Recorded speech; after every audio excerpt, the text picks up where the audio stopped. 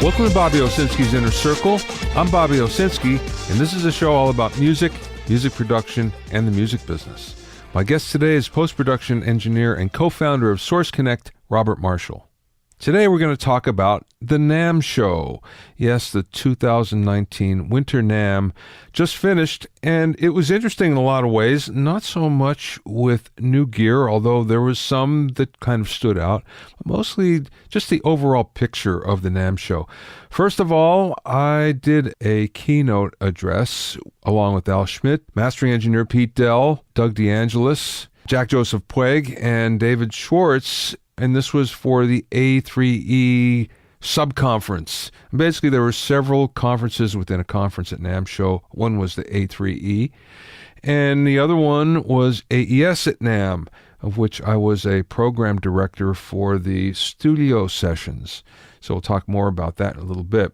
One of the problems with AES at Namm, at least for me, is the fact that it takes up a lot of my time. So I was at Namm for 3 days and basically only had 1 day, or really less than 1 day, to go out and see everything, unfortunately.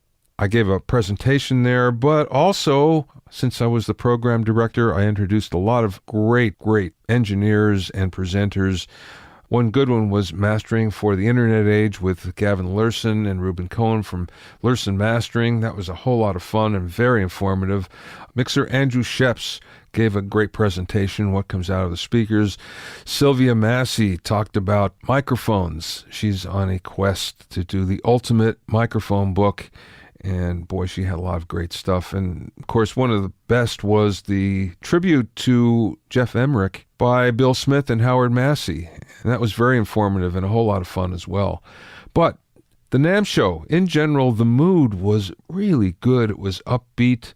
There was a lot of people there. Manufacturers were happy. Attendees were happy. You can tell the business seems to be good. So keep our fingers crossed that goes for a while. Of course, the audio exhibits have changed. They used to be in Hall A, and now most of them have moved over to the brand new North Hall, of which there are 2 levels. The lower level has Avid and most of the big manufacturers, and that saw most of the action, but there's some cool things on the upper floor as well. Now, as a result, what ends up happening is everything ripples from that decision to move all those exhibitors. So Hall A now became the exhibit hall for a lot of lighting and a lot of sound reinforcement that used to be in the stadium dome behind the convention center. There's still audio in Hall A. Less of it. Universal Audio was one of the big ones that were there.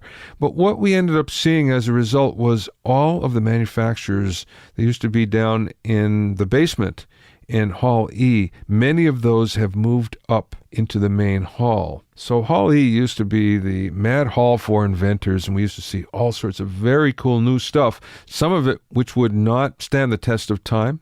And as a result, we wouldn't see them after a year or two, and some which would eventually catch on and move up into the main hall. There's less and less of that. It wasn't nearly as much fun. What we did see was a huge Chinese presence still. Even with the tariffs and with everything going with China, we still saw probably a bigger presence than ever before. The problem is, you wonder what's going on since not many buyers were there. There's a lot of Chinese exhibitors that are sitting around talking to one another, and not a lot of buyers. And they all seem to have the same product as well, which makes it even worse. So they had most of the downstairs Hall E, but there was also a lot of tone woods. So if you're going to build your own acoustic instrument, that was a place to go to buy tone woods. And we saw some new places, like India, for instance. I never remember seeing vendors of tone woods coming from India, but in fact they were there this time. So that was kind of an interesting change. Just an overall look at things. USB-C. Yeah, the little connector that really makes us crazy because we have to buy brand new adapters and docks and things like that. Well, that's here to stay. There was no big deal. You didn't see it displayed anywhere, or there were no announcements. Hey, we have USB-C. There was none of that, but it just seemed to be everywhere. And all of the new digital products seem to be sporting USB-C. So time to get used to that because it looks like it's here forever. The other thing that I found interesting was the fact that the music that was at Namm didn't reflect the music that is on the charts or seems to be popular. There was a lot of funk, and I mean really good old-fashioned 60s, 70s funk that was there. There was just a lot of great, terrific music, more so than any time I can remember. There were fewer DJs, although there were some. There was a lot less electronic music, although, again, there was a lot of that, but there was less than other years. The whole DJ thing, we saw that again in Hall A. That seemed to be the land of lighting and sound reinforcement and DJs. And in Hall B, there was a big contingent of electronic instruments and just gear for EDM and dance music. Still, less than years before, and I think less emphasis. I think what we saw were major manufacturers that kind of dabbled in that are now out of it, and now we see dedicated manufacturers coming up into that are really good and know their audience. So that's changed in a significant way. Another thing that was really evident was that in-ear monitors kind of exploded. There were more manufacturers with in-ear monitors I've ever seen before or ever heard of. And these were just about everywhere. And it kind of makes you wonder, how many in-ear monitors can the market support? Well, we'll see, and I predict that will shake out in a year or two, but boy, they were all over the place. Another trend was smart load boxes. So I think we saw the aux last year come out from Universal Audio, and there are a lot of other manufacturers that came out with similar products. Basically what that is, it's a amplifier load box with an amp or a cabinet simulator built in. So there's DSP in the load box. And that was a really big deal when aux was first introduced, but now there's much competition in the marketplace. Another thing I saw a lot of was these see-through panels by a company called AirHush. And these were isolation panels that were basically made up of compressed air. So you had a number of these frames that you blew up with compressed air, and then they became their own little ISO world. It's a very interesting technology. I didn't get too much technical knowledge on what was going on, and there's not much on the web, as a matter of fact, about it, but they were all over the place. They seem to be effective, so look for that in the future. The company is called AirHush. There are a number of products that seem to be gathering a lot of interest. One was the Waves Cla Mix Hub, and what this is basically an SSL console. Basically, it's all laid out for you, and it's laid out in Chris Lord-Alge's preferred way of working. So that had a lot of interest going on. One of the cool little things that I saw was something called the D-Booster by Royer Labs. And if any of you use a cloud lifter, this was their version of the cloud lifter called D-Booster. They claim it sounds a whole lot better. I haven't tried it yet, but I can't wait to, because right now you're listening to an SM7B through a cloud lifter. Another thing that really got a lot of attention was by Mac DSP, and it was their APB16 programmable analog processor. So what this is basically analog compressors, EQs, delays, all that in a box, a 1U 19-inch rack space box, and it's all programmable via plugins. So you really do get that analog sound because you're using analog electronics. It looks pretty cool. There was a lot of interest in it, but there was no price, no hard release date on it. It was kind of just towing the water out there. Another thing I heard an awful lot of was, and these are from some great mixers, some people I really trust their taste, especially their taste in audio. We're all talking about the IK Multimedia iLoud monitors. Yeah, they're little micro monitors. Apparently, there are many people that love them, not so much for mixing, but for listening to. Now, IK Multimedia came out with a bigger three-way set called the MTMs. No word on those yet, but again, the word on the micro monitors was love, love, love. So we'll see if that works as well. Immersive audio was another thing, and I heard this over and over from a lot of people that I trust that immersive audio is here to stay, and some people even said that, you know what, in 5 years from today, we're going to look back on stereo as something old-fashioned. There are many mixers that I know, A-list mixers, that are getting into this heavily. There are many record labels that are getting into this. I'm skeptical because, again, I went through the surround sound SACD, DVD, audio disc days when we all thought that 5.1 sounded so good, and all we needed to do is put it out there and consumers would buy it, and they never did. So I'm wondering here about immersive audio. Immersive audio is completely different in the fact that you have a lot of speakers around you. The fact of the matter is, the way it's set up, the sound doesn't seem to be coming from any single one of them because of software. Software blends it around so everything is immersive. So it's a different way of mixing. It's a different way of approaching everything. And the people that are in it today are in it big time, and they're really happy with it, and they think that there's a big future. So look out for that. I'm not sure myself, but I think we'll see in the near future how that shakes out.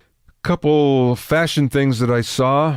Mohawks seem to be back. Boy, there are a lot of Mohawks at Namm, and hats. And I'm not talking about trucker hats, baseball hats. I'm talking about normal fashion chapeaus. Boy, there are a lot of those as well.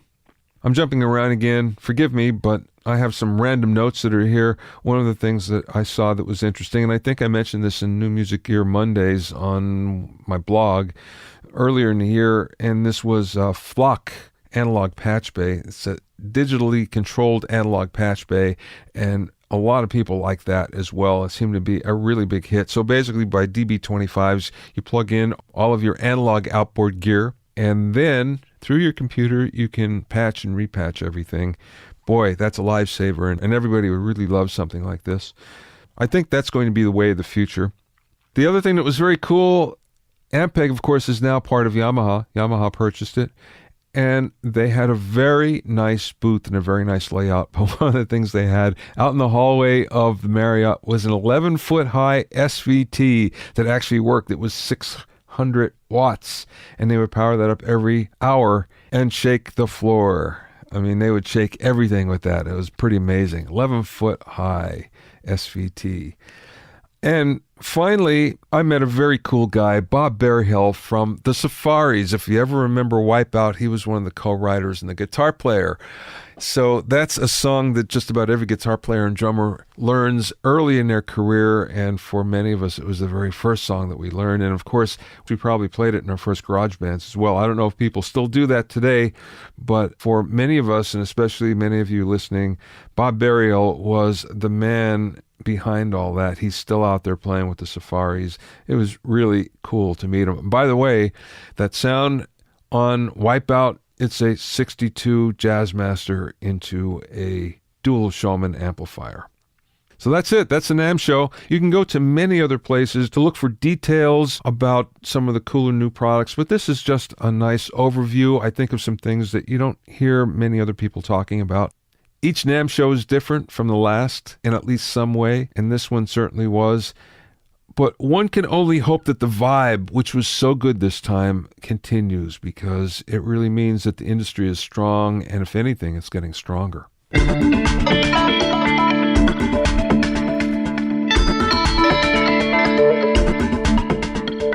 If you have any questions or comments, you can send them to questions@BobbyOInnerCircle.com.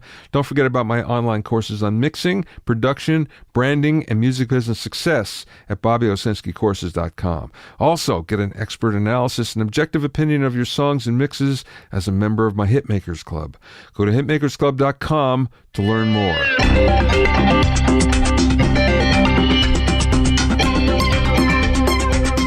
My guest today is Robert Marshall, who's a sound designer, mixer, and partner of Chicago audio post house Sum One.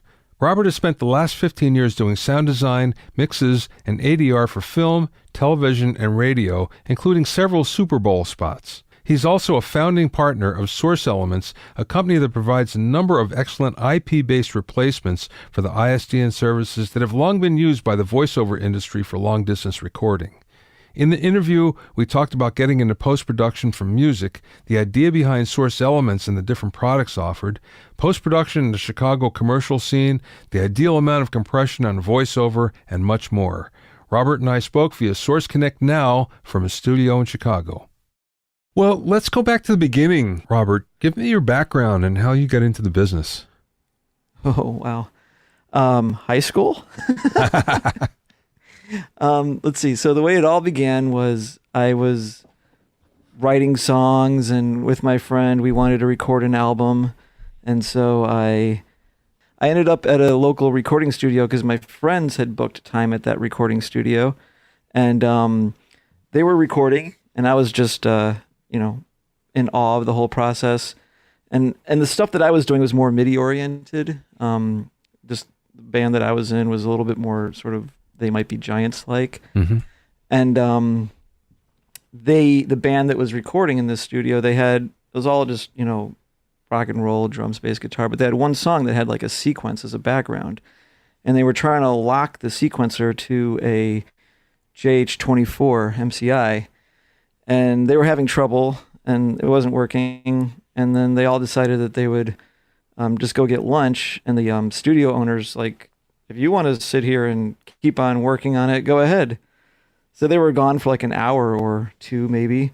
And by the time they got back, I had gotten that sequencer, I think it was Vision, to lock to the SMPTE track that was in, on the 24 track. And that was that.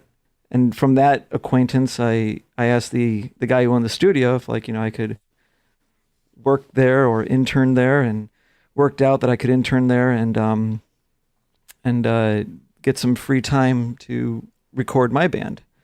So that's how it started as far as having like a presence in studios. That was around sophomore or junior year in high school.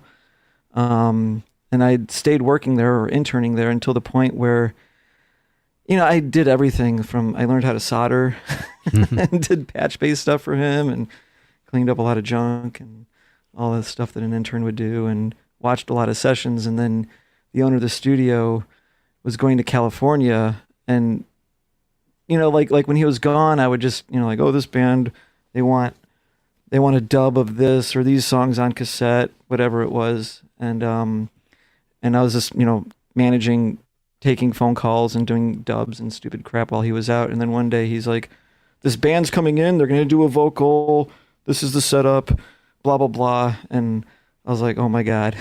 So that was my first session, doing a vocal overdub, which I didn't do so well because I don't think I matched up to the original track. Like whatever EQ and compression was going on to tape at the time, I didn't match it so well. So at least that's what I was told. But whatever, got through the session, did the punches. That was my first session. And stayed working at that studio until he picked up the whole thing and went to California. And then did other internships between college and the end of college. So my first official gig out of, actually my first gig was selling like at a local music retailer called Gand and whatever, selling keyboards and actually a lot of software. I was officially in the software department. So I was selling Pro Tools systems, and by that time I had gotten to know Pro Tools exceedingly well, which was at that time Pro Tools. Well, college was Pro Tools version 2.01, and by the time I got out of college, it was Pro Tools 3, and that's right when all the TDM stuff hit. And so I knew Pro Tools really well, and I got a gig downtown Chicago, at first as an Avid assistant, like video editorial. Just an assistant between a company that had an Avid video editorial room and a just a mixing room. And so that was the first time I saw video editorial systems, and that was like, oh my God, I want to do this. So forget music, this is really cool too. And that sort of put me in the just downtown Chicago corporate video commercial kind of stuff. One thing leads to another, and I landed a gig at night at a recording studio doing like voiceover classes, just basically manning the board. And that eventually got me a gig, like a permanent gig at that studio, doing, voiceover demos, commercials, mainly local radio commercials, and some, sorry. Mm-hmm. Have fun editing all that. Mainly local radio commercials and some TV commercials, but typically local stuff. Probably the biggest stuff I did was like the Bulls for the Bulls. I'm from Chicago. And so from there, essentially what happened was that was right when Pro Tools began to get a really good footing in the post industry. it wasn't just seen as like the low cost alternative, but it was beginning to be seen as like the more creative solution. So a really big shop in town called Cutters had switched over from what was originally audiophile, so Logic Neve or AMS Neve audiophile with the Logic board. I don't know if you're familiar with those systems. Remember. Yeah. Yep. So they were dumping all their Logic systems or their Neve audiophile Logic boards, and they put up Pro Tools rooms, and their first sessions didn't go so well with one of their rooms, because essentially what you had was, an engineer who spent his whole career on one system, and then somewhere in between 2 weeks and a month was supposed to just do everything on Pro Tools, this new system. And obviously that's a lot to learn and whatnot. So I was initially hired in as an assistant, but mainly I was hired in because I was familiar with Pro Tools. And so that was, that was all national TV, much like a whole echelon up as far as the food chain of commercial post.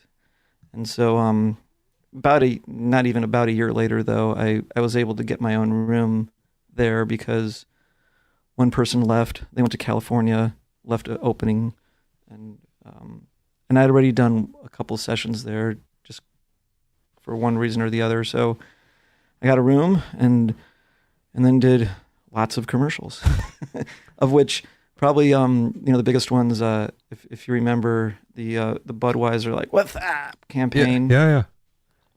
So my the owner of the studio, John Binder, he got the overall gig, but there was a whole bunch of spots within that campaign, and I did a few. Some of them went on to the Super Bowl. That helped a lot. I bet. And so one thing leads to another, and I basically ended up at Cutters for 15 years. And in my time at Cutters, part of all those sessions was doing a whole lot of ISDN sessions. And, after work, hanging out with the other engineers, with the owner of the studio, and kind of going like, there's this thing called the internet, and it already works at way faster than 128K, which is what ISDN works at. Why can't we do these sessions over the internet? Because the other thing we always knew was that ISDN was exceedingly expensive. So yeah. Why not do the internet? And that was right around 2003, 2004, essentially. And I was annoying enough and kept on pushing the issue. And I did some proof of concepts. I showed that I could stream, using QuickTime from Chicago to California reliably or fairly reliably over the internet. And essentially got them to consider making something like Source Connect, essentially. And then we, a lot of the bids, so to speak, or just people that we talked to, was crazy expensive as far as like how much it was going to cost to develop something like that. And I had also had a number of friends who were programmers. One in particular that really, just from his basement, made an app and sold it. And I knew that just from his experience that like there's big software houses and writing software can be really, really expensive, or it can just be time consuming with the right person. And so through him, I met a very good friend of mine now, Rebecca, who is at this time now the owner of Source Elements. But at that time, was Rebecca, me, the ownership group. Sorry about the mic noise here. Yeah. The ownership group at Cutters, and essentially got them to all, we all pooled our money together, and enough to create the alpha version of Source Connect. And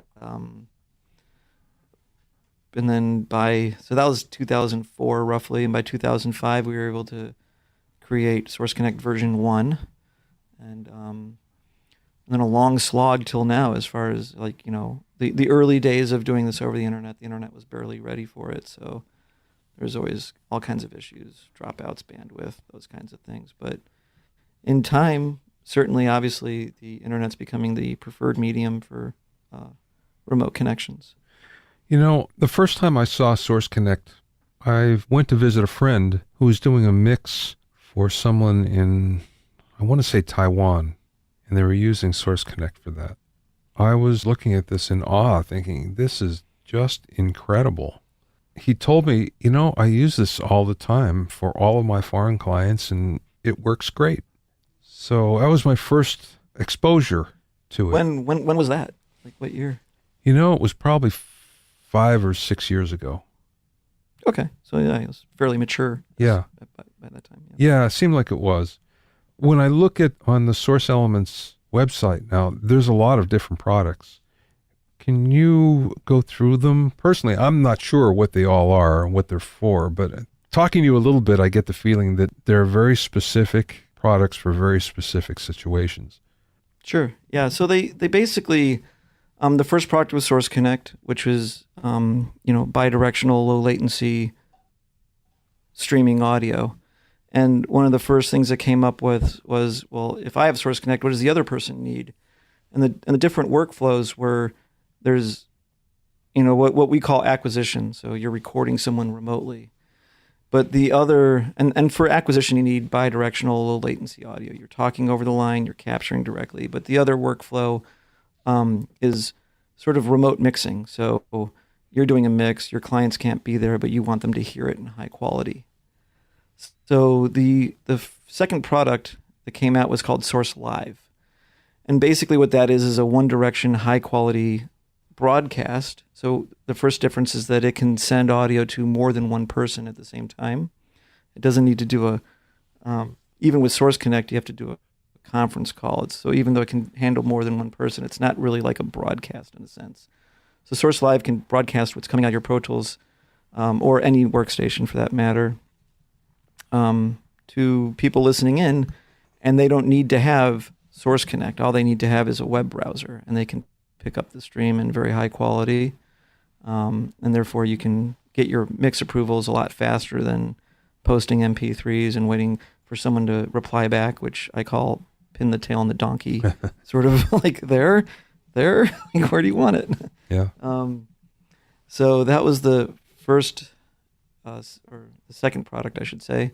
The other one was Source Talkback, which literally is just a console-style Talkback switch done all in software. So you bring your mic into your workstation, typically Pro Tools. You route that to where you want it to go, headphones, maybe your remote connection, et cetera, even slating within your, like slating your track that you're recording onto.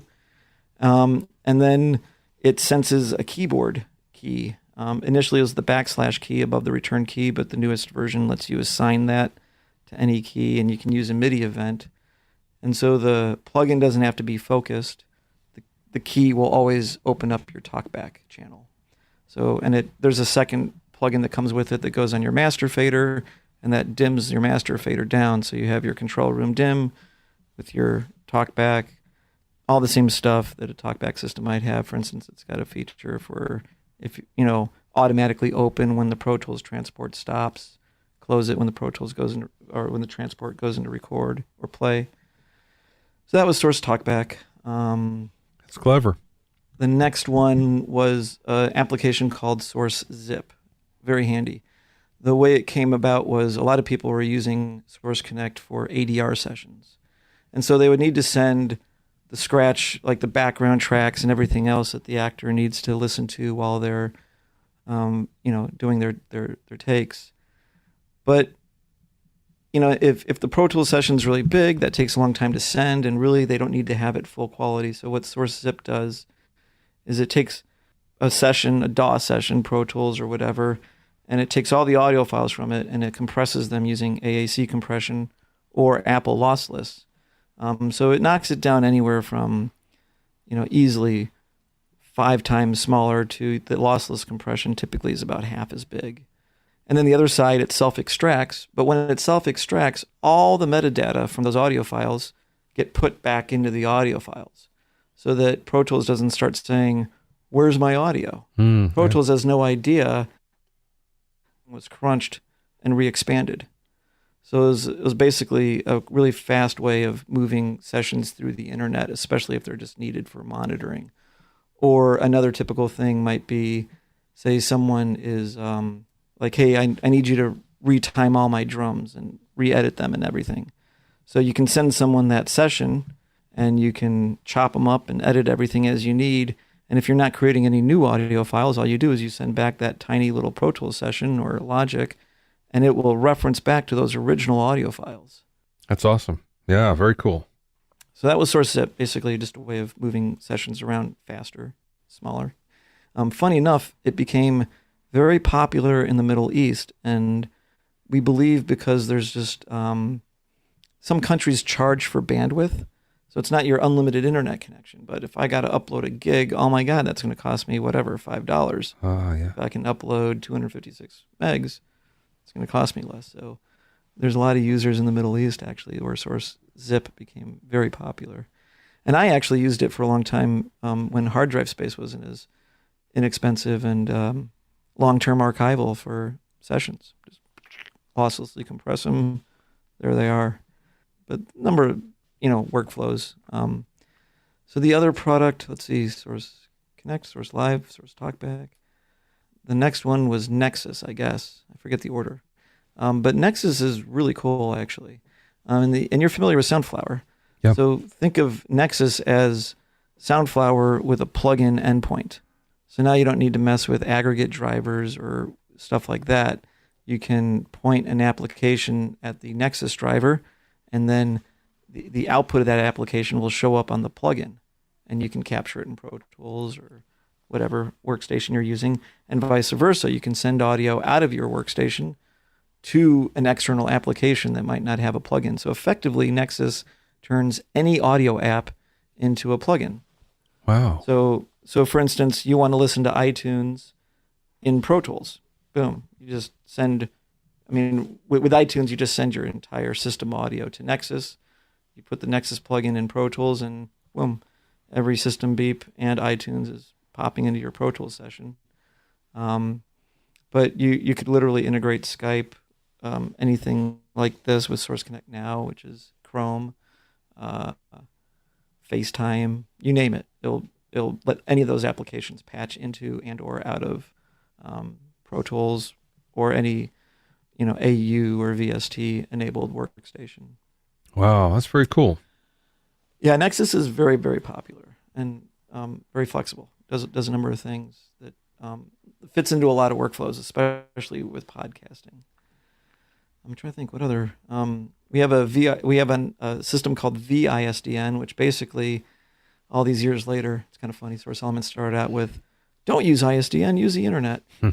So now we have a system called ISDN, which essentially is a hardware box that we deliver to you, and you plug your ISDN codec from 1985 into it, and then you plug in the internet to our box, and now your ISDN codec from 1985 can operate over the internet.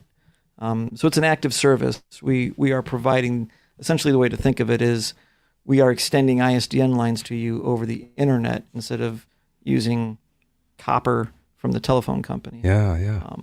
Wow. And so that's pretty new. That's only about 2 years old, but ISDN is it's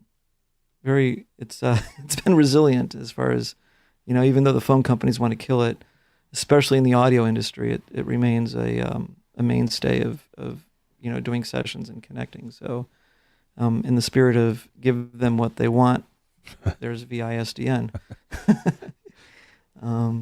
And other things. Oh yeah, Source VC is literally sort of like Source Talkback. It's a control room volume controller. So you can put that on your master fader.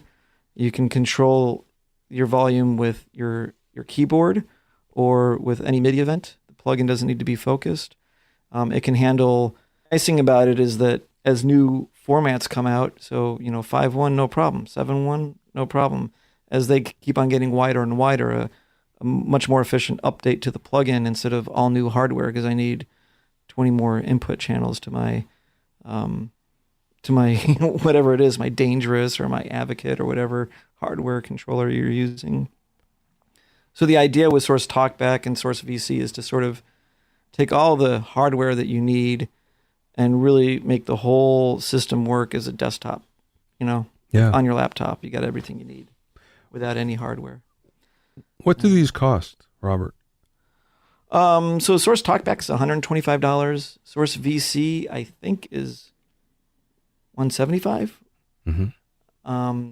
Source Nexus, there's a free version, which is called Source Nexus Free. What do you know? It's basically like Soundflower. It's the driver. Then the basic version of Source Nexus is $125. And it can send or receive, but it can't do full duplex. Source Nexus Pro is $295, and it can send and receive simultaneously, and it can do as many as 24 channels. There's another little plugin or application we have called Source Nexus Control, which lets you create as many drivers as you want. So then what you can do is set up, I want a driver for Skype, I want a driver for Chrome, I want a driver for the system audio, I want another driver for FaceTime, I want another driver for my sound effects application that I search with, whatever. And you can have all those applications facing their own individual driver, which then they can all come into Pro Tools or whatever your workstation is on individual faders, because Nexus can see all those separate drivers. The other really slick thing, actually, I forgot about the new version of Nexus, is that it can see any driver.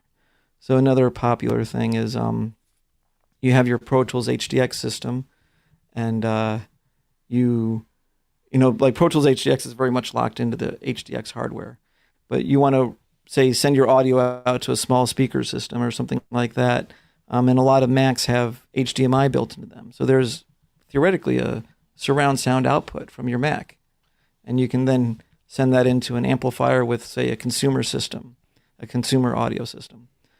So Nexus can literally, even though you have an HDX Pro Tools system, you can put Nexus on the channel and send audio straight out to, say, your HDMI output or any hardware or software audio driver present in that Mac. So you could have a small speaker that way, a small surround speaker that way. So Source Nexus Pro is $295. Source Connect, there's a number of versions of that. So Source Connect now is essentially free.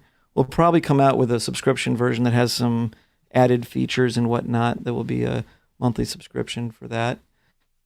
Then the bottom version of the actual application Source Connect is Source Connect Standard. That one is $650 buyout, or it's available as a $35 a month subscription. Source Connect Pro is $14.95. And there's a number of features in Source Connect Pro that basically it's designed for the recording studio side of the connection. So Source Connect Standard was more envisioned for your voice talent on the road in their home studio, maybe your smaller studios, especially the studios that are more geared for sending voice out.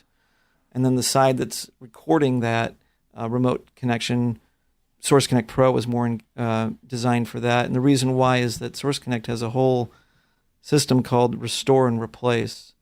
So what Restore and Replace does is it, you're recording, say, take 1, take 2, take 3, take 4's got to drop out. You do take 5, take 6. You go back to play take 4, the dropout's gone, because the auto restore, auto replace system is tracking all those audio files. When it sees an audio file that came from Source Connect, it looks for any dropouts, finds any dropouts, it goes to the remote system, says, give me that missing chunk of audio, and it stuffs it back into that audio file. Wow. What Source Connect Pro can do if it's on both sides of the connection is you can do a session, do 50 takes, do 50,000 edits of your 50 takes, close your connection, go have lunch, and when you come back, the auto replace system, so not just the restore, which fills in the missing chunks, but the replace system will go to that remote system, get the uncompressed audio, and lay all that uncompressed audio in there conforming to all your edits. So even though you had a remote connection that was a lossy codec, compressing and re-expanding the audio, in the end, what you've recorded and edited is lossless, which normally would have been a workflow where, you record the whole thing over ISDN. We saw this a lot with ADR, especially in theatrical releases, where they do the ADR session and then they have the remote studio send them an FTP of all the uncompressed audio, and then someone has to sit there and ear match all the edits. Yeah, right. With the uncompressed audio. So essentially the restore and replace system just does that automatically. You can treat that streamed audio as the final audio, and you just have to let the replace system, take its time to download and match all those edits. Wow. And then the other thing that Source Connect Pro has is a transport locking system. So what would normally be done by streaming audio down one side of a stereo connection, streaming time code down one side of a stereo connection so that you could lock the two systems together, so you could do ADR and whatnot. Essentially, we abused Rewire, when we went to our programmers, and we were trying to find ways to sync up. And I didn't want to use MIDI because MIDI is just cumbersome and confusing and whatnot. So what's built into every system and can handle transport, and I kept on looking at, hey, I can get Ableton to lock to Pro Tools using Rewire. And so went to Rebecca and the programmers that she was working with and said, why can't we use Rewire? And they're like, well, it's designed to work inside the same computer. I'm like, so? Yeah. Yeah, right. Make it work otherwise. And so they figured out how to basically use Rewire to be the common language, in a sense, between all these different workstations. So you can time lock a remote connection if one side's using Nuendo and the other one's using Pro Tools or whatever. As long as the workstations all are Rewire compliant, the remote transport sync system in Source Connect can lock them all together. This is very exciting. Yeah, and that's used for ADR. It's also used a lot for remote mixing. So the last version of Source Connect is Source Connect Pro X, which its main other features that it can do, up to 7.1 currently, and that will expand connections. So you've got, like they're mixing on a Hollywood stage, but the director must be in Cape Cod. He's on vacation, but he wants to be in on the mix. So essentially, hook up with Source Connect with a 7-channel or 8-channel connection, 7.1, and then the transport lock system will lock the local picture in Cape Cod to the streaming audio coming in from the stage. And they can sort of virtually be in on a mix session. Or it's also used a lot for scoring sessions. I know that they used it for The Hobbit. So Peter Jackson was in New Zealand, and the orchestra was in London, and I think it was Air Studios, and they were doing the session with a 5.1 orchestra, even though it was monitoring still. It was used it's used for scoring, remote mixing, ADR. That's all the places where the transport lock comes into play.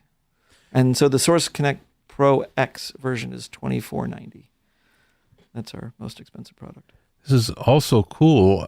I don't know much about any of this, and mostly because I don't do post, I guess. I'd be a lot more familiar had I been more into post, I guess. But there's lots of applications for mixing, though. Oh, for sure. Yes, absolutely. We're actually working on another remote system called Remote Overdub Sync, and that's still being baked. But the basic idea there is that we've done some music overdub sessions using the remote transport lock.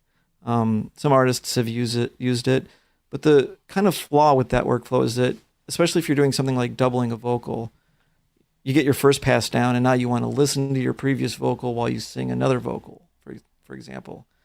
Well, you got to get that newly tracked vocal onto the singer's system if you're relying on transport lock, because when you're transport locking, the only thing going across the internet is the vocal and talkback. But the singer, or whoever it is that you're overdubbing, they manage their own headphone mix because it's playback directly from their system. Yeah. So the remote overdub sync idea is that you will be able to send whoever it is their headphone mix. They hear it, they play against it, their playing comes back to you. It's inherently late, but the remote overdub sync system will take care of all that timing issue so that everyone hears it in sync, and in the end it ends up on the timeline in sync, even though, given the space-time continuum, that's technically impossible. Still very cool. Boy. But I do want to go some other places besides Source Elements. For instance, I want to hear about your post house. Oh, sure. So I was at Cutters, another country, for 15 years, and Gosh, I mean, just for a number of reasons, you're at one place and you just want to, like, what else is there for me? And at the same time, I had been talking with a friend of mine for many years who had always been saying, you got to get out of there. And I'd always been like, I'm at the premier place in Chicago. Like, why would I leave? I'm working 60 hours a week. So he ended up with an option to going a little bit further back. A number of movies were done in Chicago. Transformers, The Dark Knight, a number of big movies were done in Chicago. And so a company had come in and built a 40-seat Dolby certified theater in this building. And several years later, and they used that theater to screen the dailies that were being shot. I think, legend has it that they did a lot of the Dark Knight editorial in that same place. Mm-hmm. But a number of years later, that business had dried up, and they just left it. This really beautifully built theater. I mean, you wouldn't believe it. 40-seat Dolby certified theater, and so my friend's like, "Hey, I can pick up the lease on this." And at the same time, a friend of mine who was running another one of the rooms at Cutter's, we were, he was also feeling that he'd been there for a long time and what's next and all this. And so we all met, and one thing leads to another, and we're like, let's band together. I mean, the biggest cost of starting your own post house was basically taken care of, which was the build out. So we decided to leave and pick up that lease and start someone. And we did that. At that place, we picked up the rest of that lease, and we had, I think, 3 or 4 years. And then the building went residential, and we couldn't get our lease extended. And so I actually dismantled that whole theater. I mean, wow. The whole ceiling was all bass trapping. Huh. Like the kind of hanging bass traps with 703. Yeah. That just sort of swing, you know what I'm talking about? Helmholtz resonators, yeah.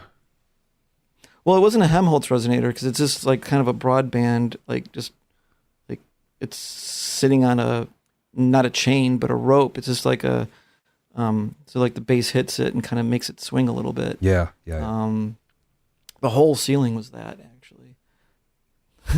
I pulled so much 703 out of that place. It was like raining yellow. I'm sure I took a few years off my life, like, because the mask didn't stay on my face after a while. But we pulled all that out and actually used a lot of that for the build at someone, and we just had to find a new place. And so we decided to, what basically ended up happening is that we were, still doing TV commercials. And so the ad agencies would come over, and, there's me and my assistant and 4 or 6 people from the ad agency sitting in this huge theater, and they would hear it once or twice on these gigantic JBLs, and they'd be like, great, let's hear it on the small speakers. So the giant theater didn't really apply for the commercial workflow that was our primary bread and butter, and we were paying the lease for that huge space and whatnot. So when we lost the lease, we decided to move closer to our clients and with less space, which the per square foot rate went up, but we were basically across the street from our clients at that point, and with a room that's more appropriately sized for a commercial post.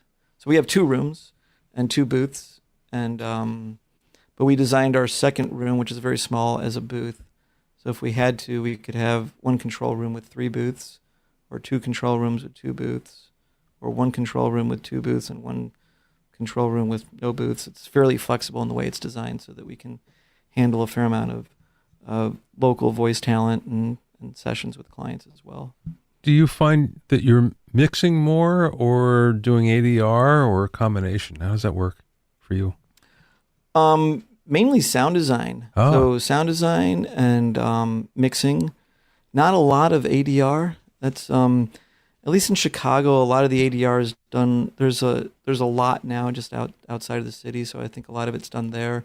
And there's some other places that are just have picked up more of the clientele for doing, feature film ADR. Certainly could do that, but just not what we've focused on at Someone. And mainly what we do at Someone is TV, radio, commercials, and and that basically is sound design, voice recording, and mixing. That's pretty much what it is. Okay, let me ask you a question. When I was a young engineer and I first moved to Los Angeles, I filled in for a friend that was at a post house specializing in voiceovers for commercials, radio commercials for the most part, some TV. And he went on vacation, so I did it for 2 weeks. And before he left, he gave me instructions. He said, okay, when you do a voiceover, and this DBX compressor here, this 160X, make sure there's 6 dB of compression. No more, no less. So, okay, that's what I'll do. Yeah, I go mic preamp straight in, mic preamp to converter, and do all the compression afterwards. Oh, that was my question. I knew it. Yeah. I somehow knew it. Yeah. I mean, we do have a drummer. I forget what it is. It's actually great. Like, I gotta say, the drummer compressor is really nice. So if you're doing some voiceover where the person's being really dynamic or something like that, and you want to protect yourself, put a little compression on it ahead of the A to D. But that's really just to sort of a little insurance policy in a sense. My general opinion is that rather do all of that later. It seems to me that the converters are getting exceedingly transparent now.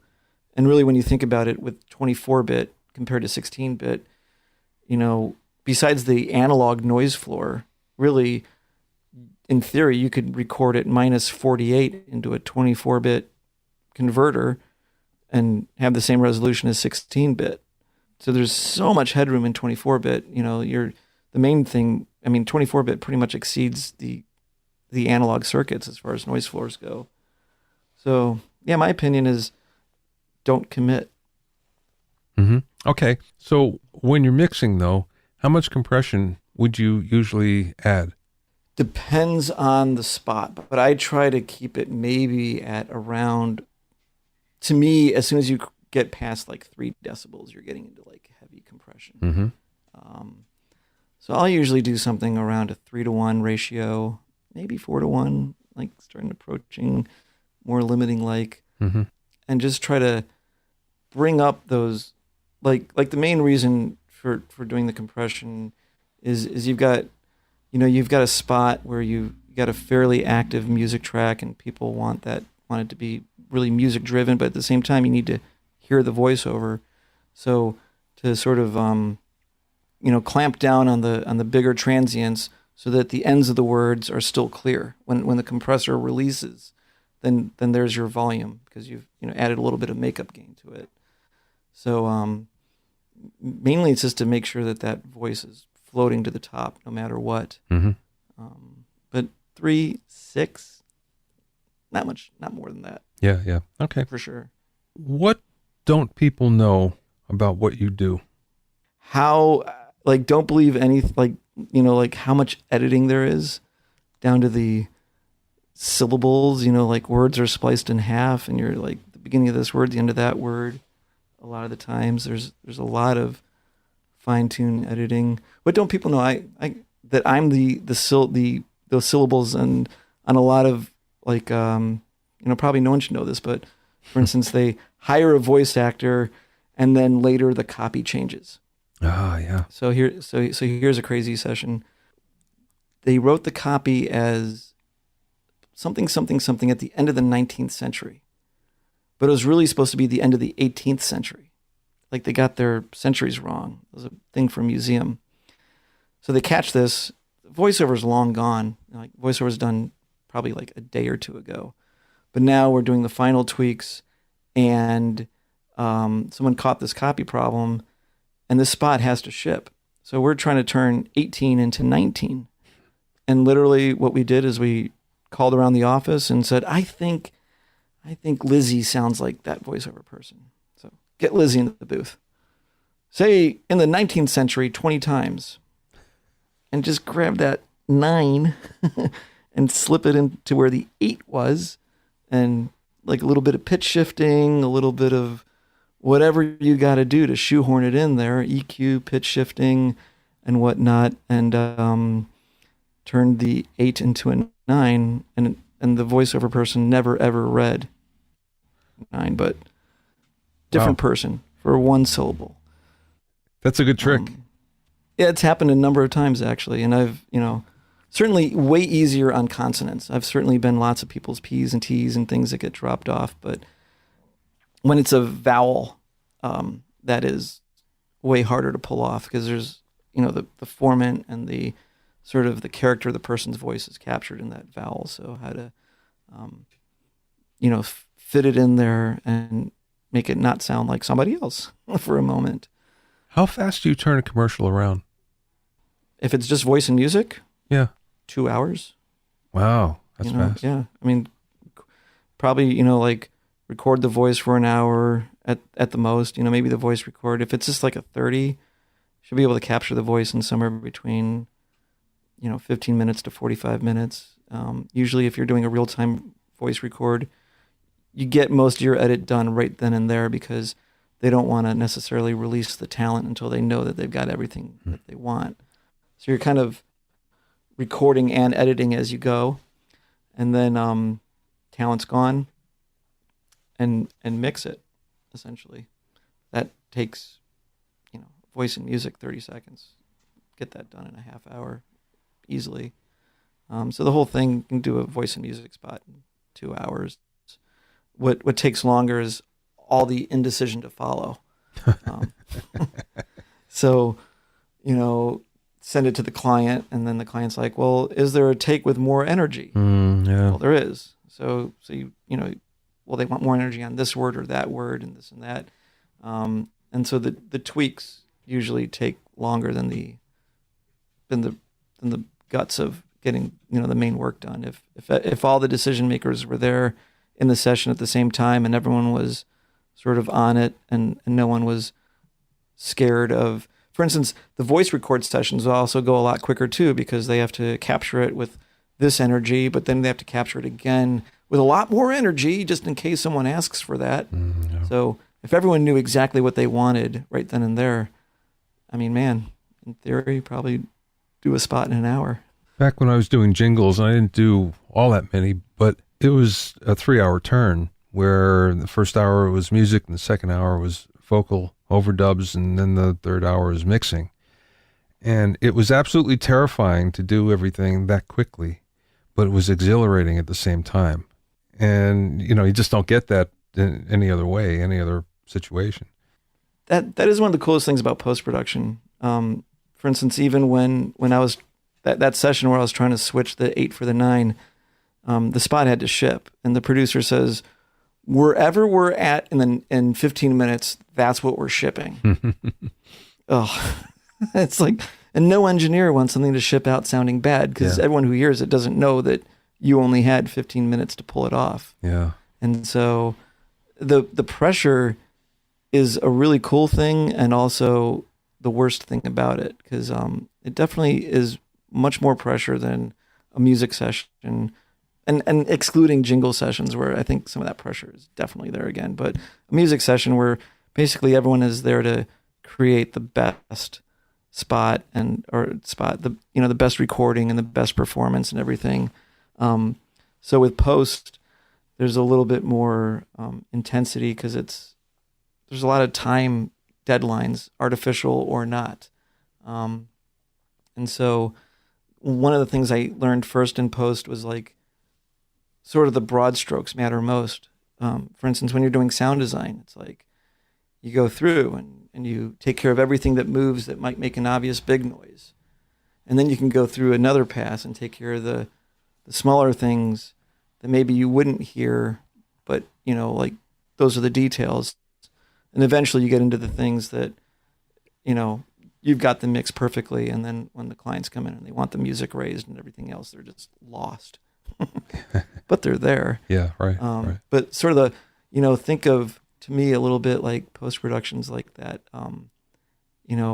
Like music, you're building a house. It's there for all time. That is, you want it to be perfect and everything's sanded and squared off perfectly. But a lot of times in post-production, you're more building like the set for a play, and the front of it looks like a house, and then you walk around to the side and you're like, oh my God, there's a lot of missing stuff here, because you're building the illusion, you're building the, like you're conveying the story essentially, and all the details don't matter as much as the story and what's in the message, Yeah.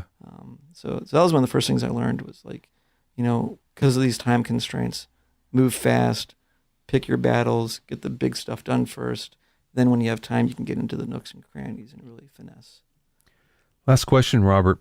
What's the best piece of business advice that you either received from somebody or you learned along the way? Well, I would say, like really good partners is one, probably one of the biggest things, Yeah. Pick your partners, your ideas that you share with people, and you have to have people that you trust, because it can be the beginning of a great thing, or it can be the beginning of something really stressful. It's a little bit like a marriage. So pick your partners well. I guess that'd be one piece of business advice, I guess. You can find out more about Robert and Someone Audio Post at someone.com. That's spelled SUM1. That's all one word, SUM1, someone.com. And you can also find out about Source Connect at source-elements.com. Source-elements.com. Thanks for listening and being in my inner circle. Remember, if you have any questions or comments, you can send them to questions@BobbyOInnerCircle.com. To listen to other episodes of Bobby Owsinski's Inner Circle, go to BobbyOwsinski.com, select the podcast tab, or go to BobbyOInnerCircle.com, or find it in iTunes, Stitcher, Mixcloud, Google Play, Google Podcasts, Spotify, and now Radio Public. At BobbyOwsinski.com and BobbyOInnerCircle.com, you'll also find a sign-up form for my newsletter and for alerts for new podcasts. This is Bobby Owsinski. I will see you next time.